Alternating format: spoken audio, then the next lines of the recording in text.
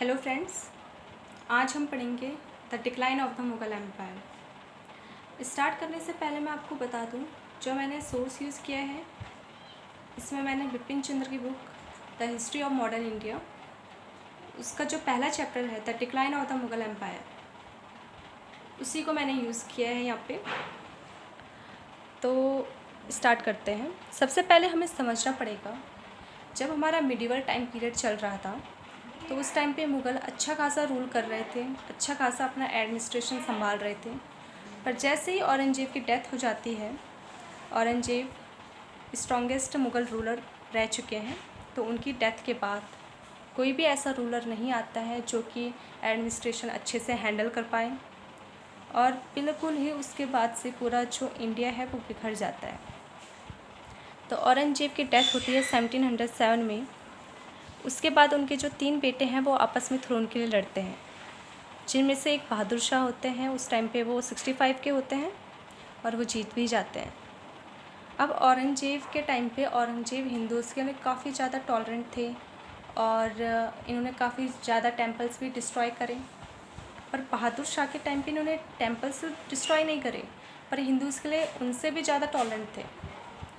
और राजपूत के साथ तो काफ़ी ज़्यादा ही टॉलरेंट थे। जय सिंह जो अम्बेर के उस टाइम पे राजा थे, और अजीत सिंह जो कि मारवाड़ के थे, उनकी डिमांड भी इन्होंने फुलफ़िल नहीं करी। और डेक्कन के जो राजा हैं उन्हें सरदेश मुखी तो देते थे, पर चौथ नहीं देते थे। अब सरदेश मुखी और चौथ क्या है? सरदेश मुखी, अब देखो सेंटर में कोई एक किंग संभाल रहा है, जैसे बहादुर शाह सेंटर में थे, तो डिफरेंट स्टेट्स में अलग अलग किंग भी संभाल रहे थे। उनके अंडर में जितना भी लैंड है उसका अगर 10% रेवेन्यू उस किंग को मिले तो वो सरदेश मुखी कहलाया जाता है, और वहीं पे 25% मिले तो वो चौथ कहलाया जाता है। तो वो सरदेश मुखी तो देते थे, पर चौथ उन्होंने देने से मना कर दिया।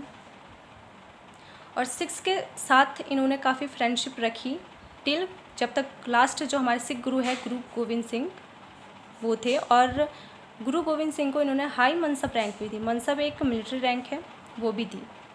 पर गुरु गोविंद की डेथ के बाद जो सिख की जो कमान है वो बंदा बहादुर ने संभाली, और बंदा बहादुर और बहादुर शाह की बिल्कुल भी आपस में नहीं बनी, और ये एक दूसरे से बिल्कुल लड़ते रहते थे, और जिसके चलते बहादुर शाह के एडमिनिस्ट्रेशन में काफ़ी ज़्यादा लूटपाट हुई, और 1707 में 13 करोड़ रुपीज़ ही बिल्कुल लूट दिए गए।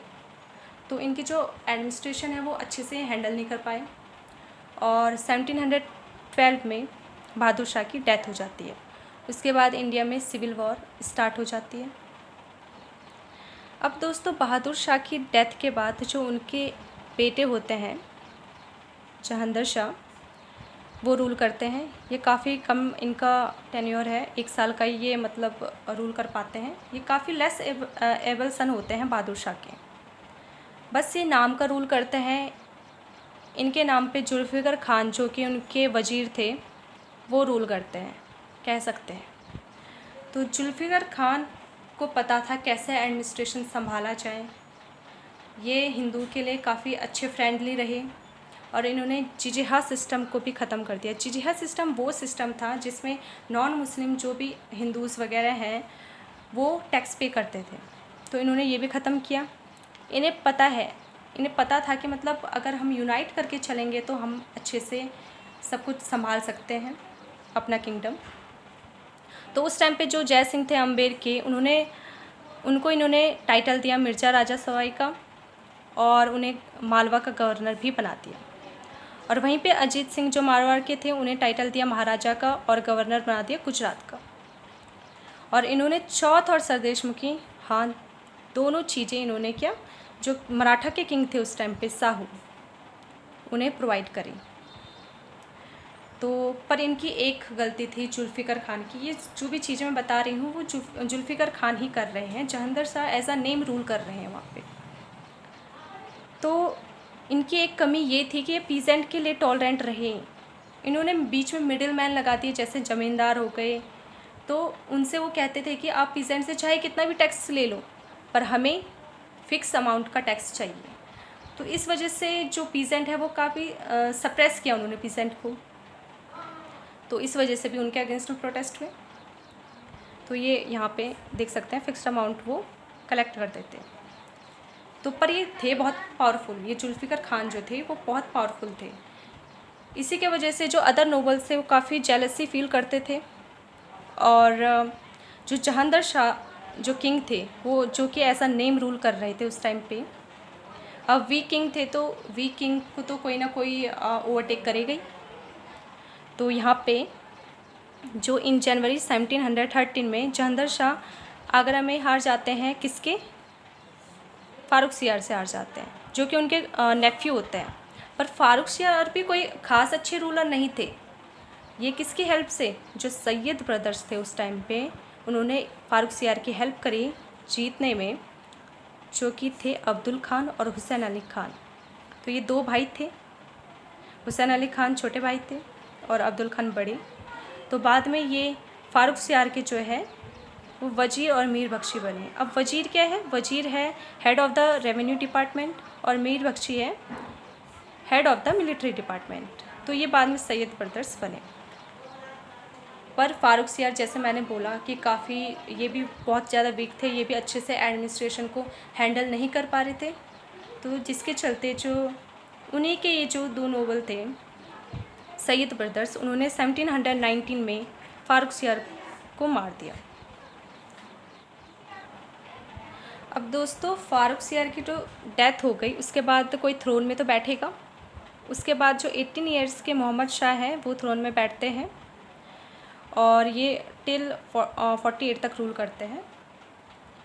अब यही एक लास्ट रूलर होते हैं जिसके बाद भी कोई भी ऐसा रूलर नहीं आ पाता जो कि ढंग से हैंडल कर पाए। खैर ये भी काफ़ी एक तरह से कैसे लेज़ी किंग थे और ये भी काफ़ी ज़्यादा वीक किंग थे। पर ये भी जो है सैयद ब्रदर्स के थ्रू बैठे हुए थे किंग पे, वो थ्रोन पे। तो सैयद ब्रदर्स है जो कि सारी पॉलिसीज़ वही चला रहे थे। और सैयद ब्रदर्स देखो दोस्तों, जो इंडियन हिस्ट्री में इन्हें कहा जाता है किंग मेकर्स, क्योंकि इन्होंने काफ़ी अच्छा हैंडल किया। इन्होंने भी जिहा सिस्टम को ख़त्म किया और ये जज चेयरमैन जो जज चीफ 10 थे वो भी उनके साथ भी काफ़ी अच्छे रिलेशन बनाए। सारे राजपूत के साथ भी काफ़ी अच्छे इन्होंने रिलेशन बनाए।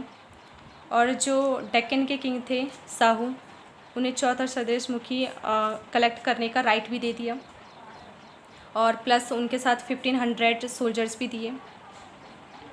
तो ये काफ़ी अच्छा फ्रेंडली बिहेव कर रहे थे हर राजपूत हो चाहे कोई भी हो, क्योंकि इन्हें पता था कैसे हैंडल करना है सब कुछ। तो इन्हें इंडियन हिस्ट्री में कहते हैं किंग मेकर्स। बट देखो कुछ अच्छे होंगे तो बुरे भी होंगे ही।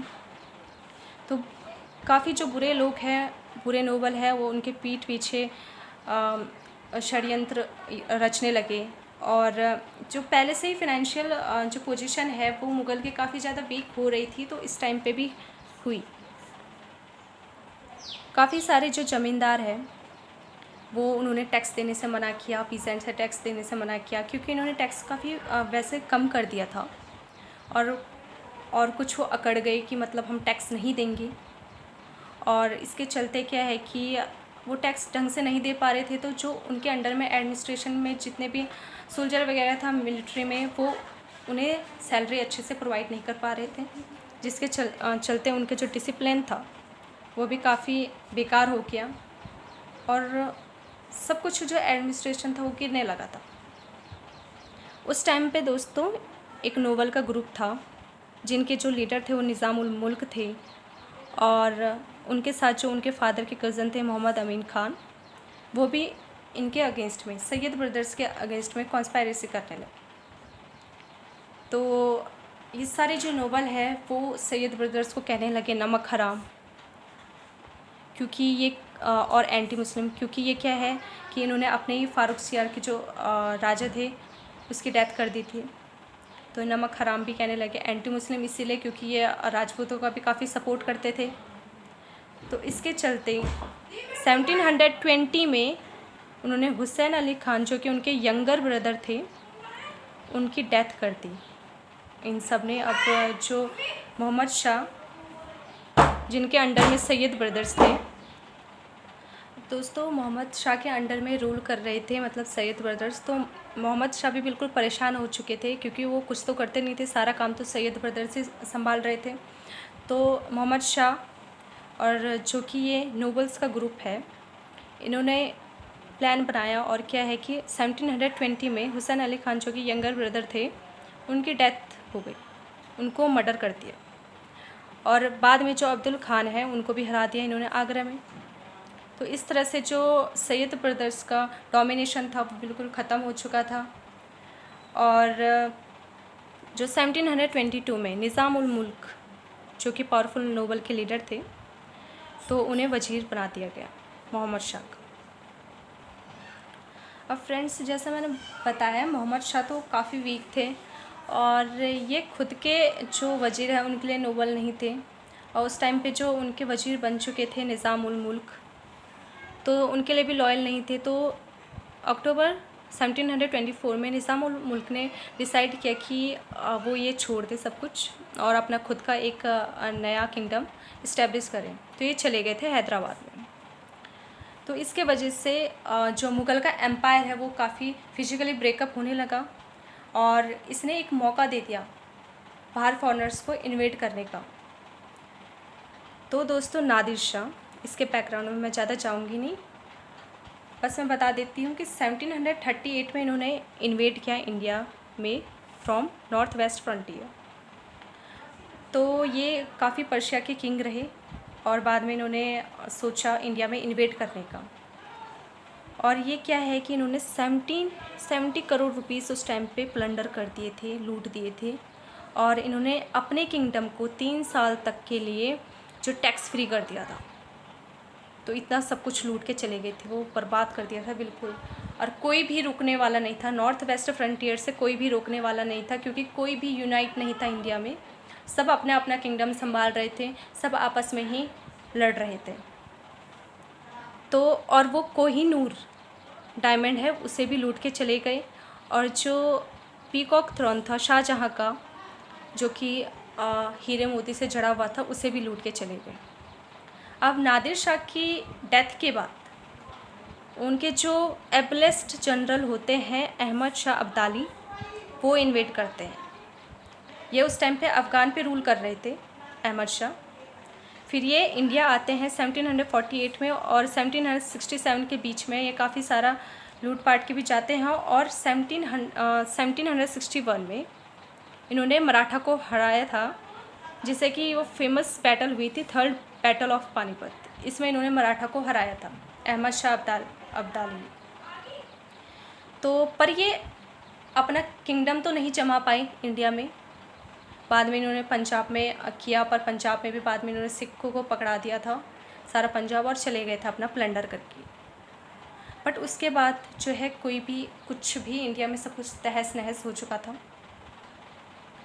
और कोई भी ऐसे यूनाइट होने की कोई सोच नहीं रहा था, नेशनलिज्म की कोई भावना नहीं थी। और सेंटर पे ही जब कोई किंग नहीं है तो कैसे पूरा जो इंडिया है यूनाइट हो सकता था। पर कोई भी ऐसा ना राजपूत कोई निकला, ना कोई मुग़ल किंग कोई निकला जो कि संभाल पाए। बाद में शाह आलम सेकंड, जो कि आते हैं 1759 to 88 तक इन्होंने संभाला। ये एम्परर बने दिल्ली के 1759 में। बट इन 1764 इन्होंने मीर कासिम, जो कि उस टाइम पे बंगाल के किंग थे, उन्हें ज्वाइन करा। और जो शौजा उद्दौला है अवध के, इन्होंने भी बंगाल के किंग जो मीर कासिम है उन्हें ज्वाइन करा, क्योंकि उस टाइम पे बैटल ऑफ बक्सर हुआ, जब ईस्ट इंडिया कंपनी अगेंस्ट किसका, मीर कासिम की जो फाइट चल रही थी उस टाइम पे। तो शाह आलम सेकंड और शौजा उद्दौला ने इनका मीर कासिम का सपोर्ट किया था, पर ये हार गए थे। जो ईस्ट इंडिया कंपनी है वो जीत चुकी थी, तो इस वजह से ये प्रिजनर बने 8 साल तक, टिल 1772 तक ये प्रिजनर ही बने। तो इस वजह से क्या है, सब कुछ बर्बाद हो चुका था। ब्रिटिश जो है उन्होंने बाद में दिल्ली भी कैप्चर कर लिया था 1803 में, और यहाँ से पूरा जो मुग़ल एम्पायर है वो डिक्लाइन हो गया था, और ईस्ट इंडिया कंपनी ने अपना दबदबा पूरे इंडिया में बना लिया था। अब देखो क्या क्या कॉजेज़ हैं, मतलब क्या क्या कारण से ये जो डिक्लाइन हुआ। सबसे पहले तो जब औरंगजेब के टाइम पे इन्होंने अपना किंगडम इतना एक्सपेंड करने की सोची, मतलब बहुत ज़्यादा इन्होंने एक्सपेंड करने की सोची, और वो सेंट्रल लेवल पे उसे स्टेबल नहीं कर पाए क्योंकि वो इतना ज़्यादा एक्सपेंड कर रहे थे अपने किंगडम को। और ये काफ़ी ज़्यादा टॉलरेंट भी थे मराठास के लिए, बहादुर शाह भी थे, तो जिस वजह से यूनिटी बिल्कुल नहीं थी, तो कैसे कोई एडमिनिस्ट्रेशन चला पाता। पीजेंट को इन्होंने काफ़ी सप्रेस किया, जिस वजह से अब पीजेंट ही बिल्कुल सप्रेस हो जाएगा, एग्रीकल्चर ही बिल्कुल प्रोडक्शन ज़ीरो हो जाएगा, तो एडमिनिस्ट्रेशन कैसे चलेगा। जिजिया सिस्टम जो कि नॉन मुस्लिम टैक्स पे करते थे, वो भी एक रीज़न है। हिंदूज टेम्पल डिस्ट्रॉय हुए, लैक ऑफ यूनिटी थी, वीक एम्प्रर थे, कोई भी ऐसे एम्प्रर नहीं आए उसके बाद जो कि संभाल पाए। डिसलॉयल नोबल्स ही अपना आपस में चालें खेल रहे थे और बिल्कुल वो खुद चाहते थे कि हम रूल करें। ज़मींदार्स भी काफ़ी सेल्फिश थे क्योंकि ये पीसेंट को सप्रेस कर रहे थे। म्यूचुअल क्वेरल्स, आपस में वाद विवाद थे इनके। जो पीसेंट्स रेंड बिल्कुल तबाह हो चुके थे, वो लूटपाट उन्होंने स्टार्ट कर दी। लाइक सिक्स जट्स जो है वो काफ़ी ज़्यादा लूटपाट इन्होंने करी। एग्रीकल्चर बिल्कुल ख़त्म हो चुका था। और सैयद ब्रदर्स के टाइम पे जो है काफ़ी इन्होंने टैक्स डिक्लाइन किया, जिस वजह से ज़मींदार्स टैक्स पे नहीं कर रहे थे, और उस वजह से जो हमारे सोल्जर और एडमिनिस्ट्रेटर जितने भी थे उनको जो है सैलरी ढंग से नहीं मिल पा रही थी, और उनका जो बिहेवियर है बिल्कुल बेकार हो चुका था। फिर इससे मिलिट्री स्ट्रेंथ भी अफेक्ट हुई क्योंकि उन्हें पेमेंट नहीं मिल रही थी, वो काम करने को राज़ी नहीं थे, जिससे कि एक फॉरेनर को चांस मिल गया इन्वेड करने का हमारे इंडिया में। तो ये सारे रीज़न थे जिसके चलते मुग़ल का डिक्लाइन भी हुआ और फॉरेनर को एक चांस में मिला इन्वेड करने का। तो बस यही वीडियो थी। Thank you.